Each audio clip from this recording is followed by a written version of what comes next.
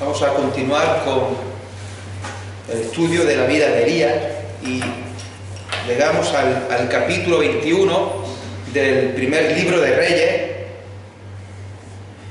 Y el jueves anterior, que estuvimos viendo el capítulo 20, vimos que aún no le había llegado el día a Acab. Precisamente cuando todo parecía que estaba en su contra, que se había juntado el rey sirio para conquistar Israel, y con él iban 32 reyes más, iban dispuestos a arrasar con todo. Pues no. Cuando parecía que por fin sería justicia, pues no. Dios manda a un profeta para que le avise y le diga que la victoria la tienen ellos segura y ganan la batalla. Y vuelve a ir el profeta y le dice que prepárate porque dentro de un año van a venir otra vez los sirios, van a atacar otra vez.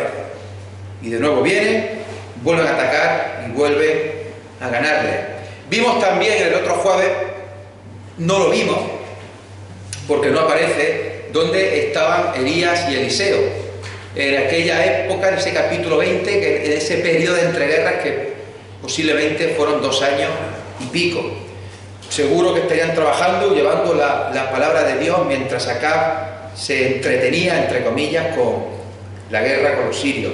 Y ahora llegamos a este capítulo 21, un capítulo pues, también más o menos conocido, donde vamos a seguir viendo la maldad tan grande del rey Acab, la maldad tan grande de su mujer. Y aunque vamos a leer el capítulo entero, hoy solamente vamos a ver los 3 primeros versículos.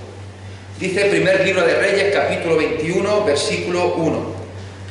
Pasadas estas cosas, aconteció que Nabot de Jezreel tenía allí una viña junto al palacio de Acab, rey de Samaria. Y Acab habló a Nabot diciendo: dame tu viña para un huerto de legumbres, porque está cercana a mi casa, y yo te daré por ella otra viña mejor que esta, o si mejor te pareciere, te pagaré su valor en dinero. Y Nabot respondió a Acab: guárdeme Jehová de que yo te dé a ti la heredad de mis padres. Y vino Acab a su casa triste y enojado por la palabra que Nabot de Jezreel le había respondido, diciendo: no te daré la heredad de mis padres. Y se acostó en su cama y volvió su rostro y no comió. Vino a él su mujer Jezabel y le dijo: ¿por qué está tan decaído tu espíritu y no comes? Él respondió: porque hablé con Nabot de Jezreel y le dije que me diera su viña por dinero, o que si más quería, le daría otra viña por ella. Y él respondió: yo no te daré mi viña. Y su mujer Jezabel le dijo: ¿eres tú ahora rey sobre Israel? Levántate y come y alégrate, yo te daré la viña de Nabot de Jezreel. Entonces ella escribió cartas en nombre de Acab y las selló con su anillo y las envió a los ancianos y a los principales que moraban en la ciudad con Nabot. Y las cartas que escribió decían así: proclamad ayuno y poned a Nabot delante del pueblo, y poned a 2 hombres perversos delante de él, que atestiguen contra él y digan: tú has blasfemado a Dios y al rey. Y entonces sacadlo y apedreadlo para que muera. Y los de su ciudad, los ancianos y los principales que moraban en su ciudad, hicieron como Jezabel les mandó, conforme a lo escrito en las cartas que ella les había enviado. Y promulgaron ayuno y pusieron a Nabot delante del pueblo. Vinieron entonces 2 hombres perversos y se sentaron delante de él, y aquellos hombres perversos atestiguaron contra Nabot delante del pueblo, diciendo: Nabot ha blasfemado a Dios y al rey. Y lo llevaron fuera de la ciudad y lo apedrearon, y murió. Después se enviaron decir a Jezabel: Nabot ha sido apedreado y ha muerto. Cuando Jezabel oyó que Nabot había sido apedreado y muerto, dijo a Acab: levántate y toma la viña de Nabot de Jezreel, que no te la quiso dar por dinero, porque Nabot no vive, sino que ha muerto. Y oyendo Acab que Nabot era muerto, se levantó para descender a la viña de Nabot de Jezreel para tomar posesión de ella. Entonces vino palabra de Jehová a Elías Tisbita, diciendo: levántate, desciende a encontrarte con Acab, rey de Israel, que está en Samaria. He aquí, él está en la viña de Nabot, a la cual ha descendido para tomar posesión de ella. Y le hablarás diciendo: así ha dicho Jehová, ¿no mataste y te vengas despojado? Y volverás a hablarle diciendo: así ha dicho Jehová, En el mismo lugar donde lamieron los perros la sangre de Nabot, los perros lamerán también tu sangre, tu misma sangre. Y Acab dijo a Elías: ¿me has hallado, enemigo mío? Él respondió: te he encontrado, porque te has vendido a hacer lo malo delante de Jehová. He aquí yo traigo mal sobre ti, y barreré tu posteridad, y destruiré hasta el último varón de la casa de Acab, tanto el siervo como el libre de Israel. Y pondré tu casa como la casa de Jeroboam, hijo de Nabat, y como la casa de Baasa, hijo de Ahías, por la rebelión con que me provocaste a ira, y con que has hecho pecar a Israel. De Jezabel también ha hablado Jehová diciendo: los perros comerán a Jezabel en el muro de Jezreel. El que de Acab fuere muerto en la ciudad, los perros lo comerán, y el que fuere muerto en el campo, lo comerán las aves del cielo. A la verdad, ninguno fue como Acab, que se vendió para hacer lo malo ante los ojos de Jehová, porque Jezabel, su mujer, lo incitaba. Él fue en gran manera abominable, caminando en pos de los ídolos, conforme a todo lo que hicieron los amorreos, a los cuales lanzó Jehová de delante de los hijos de Israel. Y sucedió que cuando Acab oyó estas palabras, rasgó su vestido y puso cilicio sobre su carne, ayunó y durmió en cilicio, y anduvo humillado. Entonces vino palabra de Jehová a Elías, tibita, diciendo: ¿no has visto cómo Acab se ha humillado delante de mí? Pues por cuanto se ha humillado delante de mí, no traeré el mal en sus días. En los días de su hijo traeré el mal sobre su casa. Como hemos dicho, una vez pasado el conflicto militar con los sirios, los cuales murieron decenas de miles de personas, ahora aparece una escena que puede parecer un poco más tribal en comparación con la otra escena mucho más espectacular. Pero veremos que no es tan sencilla. El palacio de Acab estaba en la capital del reino de Israel, y la capital de Israel era Samaria, la ciudad de Samaria, en aquel entonces. Una ciudad en la cual dicen que los que han tenido la suerte de estar allí, que en lo alto de donde estaba el palacio, si miras al sur, pues se ve Jerusalén. Si miras al norte se ve el mar de Galilea. Si miras al este, el río Jordán, y al oeste se ve el mar Mediterráneo. Es decir, que desde cualquier sitio donde mires la panorámica, dicen que de esta ciudad es realmente preciosa. Pero aquí está el rey Acab en Jezreel, y dicen los entendidos pues que era como su residencia de verano. Tenía el palacio en el cual, su residencia de invierno, perdón, en el cual el rey iba allí. Y una vez pasado el conflicto militar, pues va a este lugar, dice el versículo 1, pasadas estas cosas, este conflicto militar con Siria, aconteció que Nabot de Jezreel tenía allí una viña junto al palacio de Acab, el rey de Samaria. Y cerca de ese palacio, pues hay algo que le gusta al rey. Una viña preciosa, una viña a la cual, como dice el versículo 2, Acab habló a Nabot diciendo: dame tu viña para un huerto de legumbre, porque está cercana a mi casa, y yo te daré por ella otra viña mejor que esta, o si mejor te pareciere, te pagaré su valor en dinero.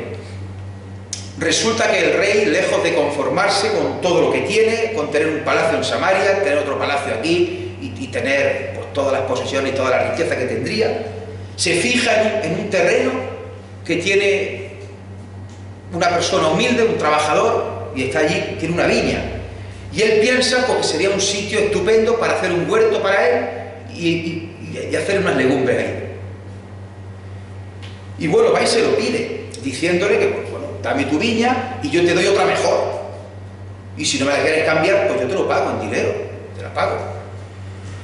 Puede parecer una propuesta razonable, puede parecer un intercambio justo, incluso le está dando de más. Y más si te lo pide el rey, el cual, además, si él quisiera, pues podría utilizar la fuerza y quitarlo. Y más aún viendo cómo se las gastaba Acab. Y repito, puede parecer razonable darte algo mejor a cambio de lo que tienes. Si hoy mañana me llega alguien y me dice: te cambio tu coche por un Mercedes nuevo a estrenar o un BMW totalmente nuevo, se lo cambio inmediatamente, uno por otro. Pero es que este caso que nos ocupa hoy no es así del todo, es diferente. No es tanto que pueda salir ganando o pueda salir perdiendo, no es tanto incluso cuestión sentimental, porque la tierra era suya, de su heredad. No es tanto decir que este terreno viene de mis padres, y a su vez de mis abuelos, de mis bisabuelos, no. Para entender bien este pasaje tenemos que acudir a otros textos. Así, por ejemplo, en Levítico 25-23 dice: la tierra no se venderá a perpetuidad, porque la tierra mía es, pues vosotros, forasteros y extranjeros, sois para conmigo. Dice también Números 36, 6 y 7: esto es lo que ha mandado Jehová acerca de las hijas de Zelofead, diciendo: cásense como a ellas les plazca, pero en la familia de la tribu de su padre se casarán, para que la heredad de los hijos de Israel no sea traspasada de tribu en tribu, porque cada uno de los hijos de Israel estará ligado a la heredad de la tribu de sus padres. Así pues, hermano, lo que le está proponiendo Acab no es una propuesta razonable, no es una propuesta justa, sino que lo que le está proponiendo el rey Acab a Nabot es que incumpla la ley de Dios y le obedezca a él. Una prueba sin duda muy grande para esta persona: aceptar lo que le dice Acab, desobedeciendo lo que dice Dios en su palabra. Ya sabemos todos, como he dicho, cómo era este Acab, y ya hemos leído cómo acaba la historia por no hacerle caso. Si hacemos memoria y miramos todas las escrituras, hay más casos así. Hay más casos de personas que padecieron amenazas, padecieron extorsiones por cumplir la voluntad humana en lugar de la voluntad de Dios.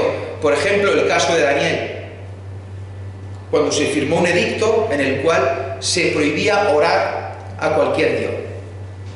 O el caso de los amigos de Daniel, los cuales tenían la obligación, entre comillas, de nuevo, la obligación de postrarse y adorar la estatua de oro que mandó levantar Nabucodonosor. También conocemos el caso de los discípulos, allí en Hechos de los Apóstoles, donde cogen a Pedro y a Juan y los llevan al concilio y les amenazan para que no se les ocurra hablar más de Jesús. Se les prohíbe que hablen de Jesús. Y todos los que estamos aquí también, o casi todos, pues nos encontraremos también con situaciones en las que debemos elegir si hay que obedecer a Dios o hay que obedecer a los hombres. Explicaba el otro día en clase a alumnos del ciclo formativo, que doy una asignatura que se llama Formación y Orientación Laboral, lo que es la jerarquía normativa, sobre todo en materia laboral. Y si nos limitamos a España y dejamos a un lado los tratados europeos internacionales que pueden mezclar un poco, si nos limitamos a España y hacemos una jerarquía, una pirámide de normativa, lo máximo, como sabemos todos, es la Constitución española. Está por encima de todo. En segundo lugar, pues luego viene una serie de leyes y decretos, como es el Estatuto de los Trabajadores. Luego por debajo está el convenio colectivo, más por debajo aún el contrato, y ya lo último, y todavía se acepta, el uso y la costumbre, si no hay ninguna normativa por escrito. Y hay un principio en derecho que dice que una norma de rango inferior no puede contradecir a una que está por encima. Bueno, nunca el estatuto puede contradecir a la Constitución española, ni un convenio colectivo puede contradecir al estatuto. Hermanos, para nosotros lo que está más alto de todo es la palabra de Dios. Por eso decimos, y no lo decimos por decir, sino que aseguramos que la Escritura, la Biblia, es nuestra norma suprema de fe y de conducta. Y si nos encontramos con el dilema de obedecer a los hombres o a Dios, pues ya sabemos lo que tenemos que hacer. Hemos leído este versículo 2: dame tu viña para un huerto de legumbres, porque está cercana a mi casa. Y dice el versículo 3: y Nabot respondió Acab: guárdeme Jehová de que yo te dé a ti la heredad de mis padres.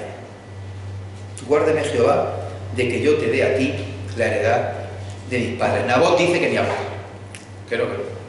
No hay ni un poco de duda, ni un poco de cavilación. No, que no. No quiere ni venderla, no quiere ni cambiarla. No se ve miedo en sus palabras. Y ante la propuesta de un rey, ante la propuesta que le hace Acab de obedecerle a él o obedecer la palabra de Dios, él lo tiene claro. Incluso responde un poco escandalizado, como diciendo: guárdeme Jehová. ¿Pero cómo estás diciendo? Y responde con esa corta respuesta mencionando la voluntad de Dios: guárdeme Jehová. Otras versiones dicen: no permita el Señor que te dé la herencia de mi padre. Otra dice: el Señor me libre de venderle a su majestad lo que heredé de mis antepasados. Otra dice: guárdeme Jehová de que yo te dé a ti la heredad de mis padres. Y otra dice también: que el Señor me libre de hacer eso. Yo no puedo vender la herencia de mis padres. Yo no puedo vender. Y aquí esta última traducción muestra el énfasis de que no es que no quiera, no, es que no puede, porque estaría desobedeciendo la voluntad de Dios. Entonces, hermano, lo que de primera podría parecer insolente, que una persona le diga al rey que no te la quiero vender, no te la quiero cambiar, podría parecer incluso que lo está diciendo un poco con arrogancia. Y de nuevo, ante una propuesta con aparente educación de Acab, porque Acab también sabía de esta ley, la conocía, y lo está incitando a que la incumpla. Nabot no lo vende por orgullo, Nabot no la vende por soberbia, Nabot no quiere vender su herencia incluso por tener apego a la heredad de sus padres, que seguro que también la tenía. Nabot no vende ni cambia su viña, porque en caso de hacerlo estaría incumpliendo la ley de Dios. Y para él, para Nabot, lo que dice Dios en su palabra está muy por encima de lo que diga cualquier persona, en este caso el que se lo está pidiendo es el mismísimo rey de Israel. Lo que nos está enseñando hoy esta persona, hermano, es que lo que dice el Rey de Reyes y el Señor de Señores en su palabra está por encima, muy por encima de lo que pueda pretender el ser humano con sus leyes y con sus decretos. Nabot, sin duda, fue uno de los 7000 que Dios había hablado poco antes a Elías en el capítulo 19 y versículo 18, ¿recordáis? Cuando Elías dice varias veces a Dios: solo yo he quedado y buscan matarme.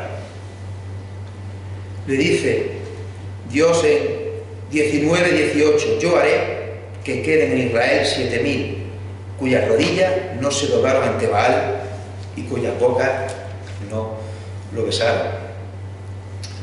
Hemos visto antes tres casos de personas que padecieron amenazas, extorsiones por cumplir la voluntad de Dios en lugar de cumplir edictos, normas, leyes del ser humano que iban en total confrontación con la palabra de Dios. Hemos visto el caso de Daniel, los amigos y los discípulos, Pedro y Juan. ¿Y qué creéis que hicieron antes las amenazas que les dijeron? ¿Aceptaron los chantajes? ¿Dejaron de orar? ¿Dejaron de adorar a Dios y se adoraron a otros dioses falsos? ¿Dejaron de predicar de Jesús? ¿Se callaron, se asustaron? ¿O antepusieron la voluntad de Dios por encima de todas las cosas? Pues mirad, hermano, el caso de Daniel, en el capítulo 6, versículo 10, dice así, yo lo tengo aquí buscado, Daniel 6:10: cuando Daniel supo que el edicto había sido firmado, entró en su casa. ¿Y qué hizo?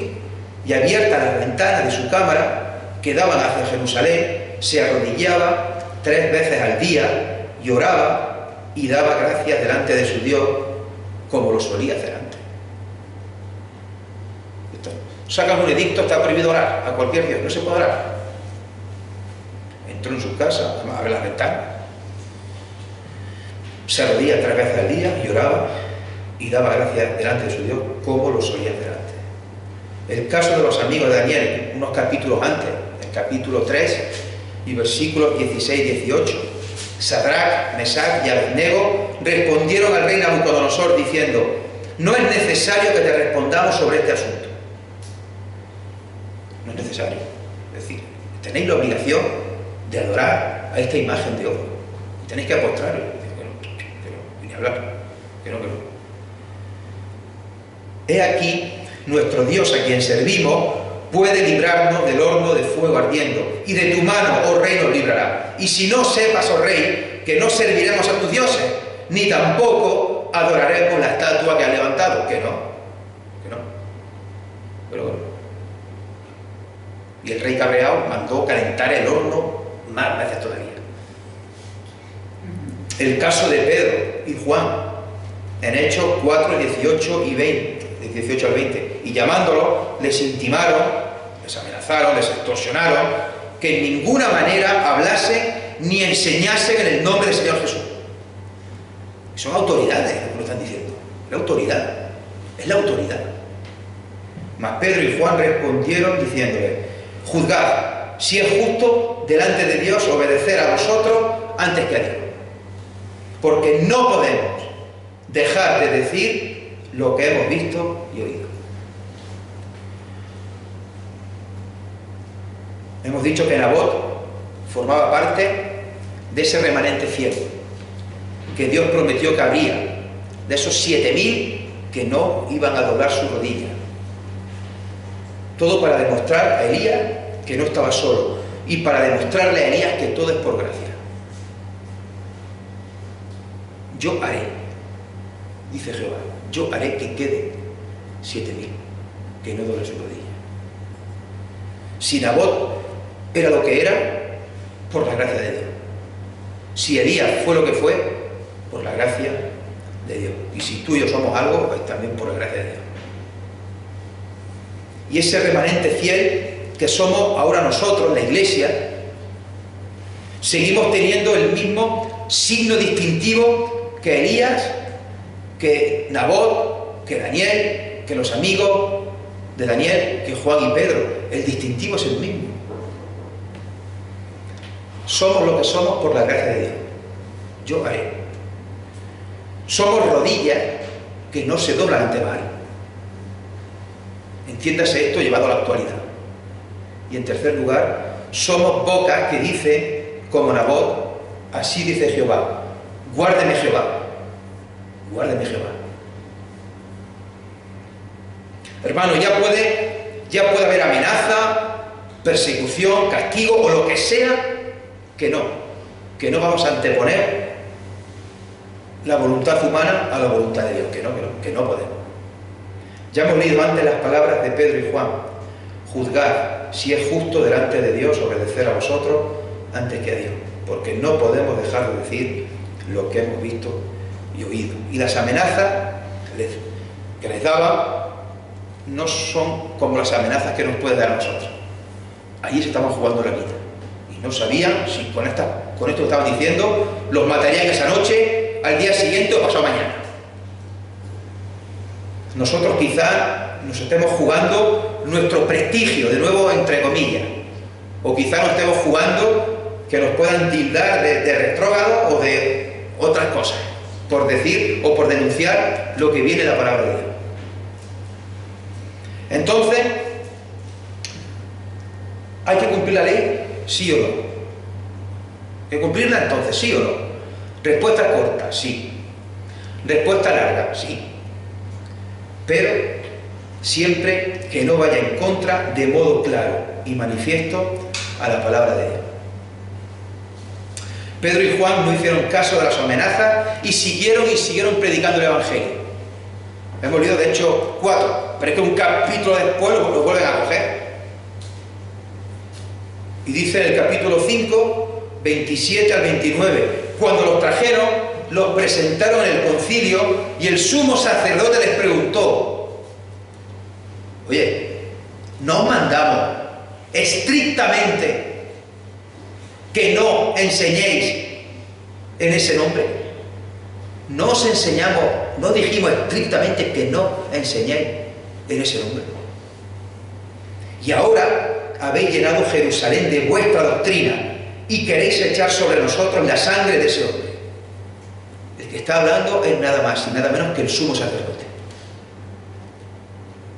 Respondiendo Pedro y los apóstoles dijeron, ¿qué dijeron? Lo sabemos, hermano. Es necesario obedecer a Dios antes que a los hombres. Y esto es algo que el mundo no entiende. Esto es algo que el mundo no entiende. Esto es algo que el mundo no soporta. Que nosotros digamos que obedecemos a Dios antes que a los hombres. Y por eso hay persecuciones, o en el mejor de los casos, hay burla hacia nosotros, hay desprecio. El propio Jesús contestó a una pregunta que le hicieron los discípulos allá en Mateo 13, del 10 al 11. La pregunta de los discípulos es muy interesante, pero la respuesta de Jesús es más todavía. Los discípulos le preguntan a Jesús: ¿por qué les habla por parábola? ¿Por qué? Él respondiendo les dijo: porque a vosotros os es dado saber los misterios del reino de los cielos, mas a ellos no les es dado. Y sigue diciendo el versículo 13: por eso les hablo por parábola, porque viendo no ven, y oyendo no oyen ni entienden. Es necesario obedecer a Dios antes que a los hombres. Y el mundo dice: ¿por qué? Vaya tontería. Y se burlan de nosotros. Pues hermano, aquí está el porqué. A vosotros os es dado saber los misterios del reino de los cielos, mas a ellos no. Y esto no lo entiende el hombre, hermano. El mundo no entiende que Nabot, el mundo no entiende que Elías, el mundo no entiende que Daniel, el mundo no entiende que Sadrach, Mesach y Abednego, el mundo no entiende que Juan y Pedro, y el mundo no entiende que tantos y tantos otros a lo largo de la historia, y el mundo no entiende que tú y yo. Querido hermano, a nosotros, los que estamos aquí en la iglesia, nos es necesario obedecer a Dios antes que a los hombres. Que el Señor bendiga su palabra. Amén.